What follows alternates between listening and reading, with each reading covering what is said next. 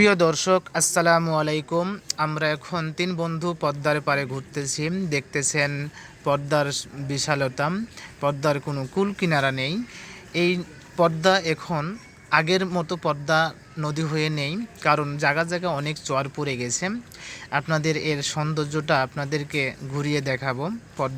এই পদ্মার কুল কিনারা নেই। এই পদ্মা সেতু যে দেখতেছেন দূরে, পদ্মা সেতু, পদ্মা ব্রিজ আমাদের বাংলাদেশের জনগণের স্বপ্নের ব্রিজ। তো পদ্মা এক কুল গড়ে এক কুল ভাঙে, এই তো নদীর খেলা। তো যাদের অহংকার বেশি তারা একটু এই নদীর কোলে এসে দাঁড়ান, তাহলে বুঝতে পারবেন যে নদীর বিশালতা কত। অহংকারের কোনো কিছুই নেই। যারা অহংকার করে তারা কিন্তু নিমিষেই ধ্বংস হয়ে যায়।